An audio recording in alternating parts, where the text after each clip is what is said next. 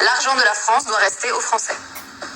Donc les sans-papiers, pour vous, ils ne doivent pas être soignés Mais une chose après l'autre. Mais qu'est-ce que tu dis? Donc maman Delphine, tu penses que c'est de la faute des sans-papiers que la France n'a pas d'argent, hein? Je ne veux pas aller sur l'argument, ouais, la France a tout volé en Afrique, on l'entend trop ça. Mais ma très chère, laisse-moi te dire une chose, les livraisons de AliExpress sont mieux gérées que la politique française. Le problème de la France, ça n'a jamais été des étrangers, ou peu importe, ça a toujours été vos personnalités politiques qui distribuent l'argent de la France comme de l'apéro. La France a versé des millions ou des milliards à l'Ukraine, au lieu de lui dire de fermer sa bouche parce qu'il n'a pas assez d'argent pour pouvoir battre Poutine. Et non, la France part pas gâteau dans les bêtises. Ensuite, tellement que la France est un téléguidé des USA, il est obligé de soutenir une guerre qui n'est pas juste, c'est-à-dire soutenir des personnes qui font cette guerre pour au final verser de l'argent comme un zing-zing aux victimes de la guerre. Ce ne sont pas des décisions bancales ça qui font perdre de l'argent, puisqu'au départ, elle aurait pu juste dire cessez le fait, arrêtez de faire du mal aux victimes.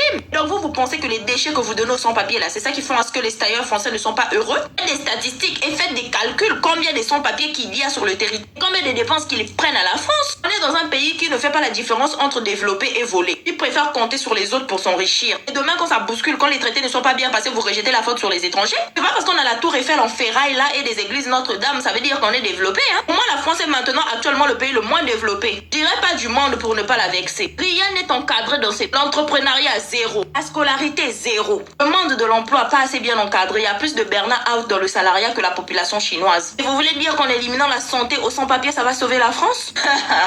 Mon Dieu, l'argent à la France appartient aux Français, ok, mais est-ce que c'est son argent même? Faut voir d'où vient votre confort. Peu importe, vous supprimez des aides sociales, peu importe à des étrangers, si vous pensez que c'est les étrangers le problème, sans papier le problème. Madame, profite de ce confort-là actuellement. Comment la galère, la crise va arriver en France? Tu vas plus te maquiller avec du Sephora, tu vas te maquiller avec du Action. La France est en train de rétrograder, tu ne seras plus devant l'émission, tu vas tricoter, madame. Et ton présentateur à côté sera sûrement éboueur. Et bien sûr, l'argent de la France doit appartenir aux Français, mais d'abord, faudrait que ça soit son propre argent et que la France doit arrêter de prendre des décisions wanglou comme ça.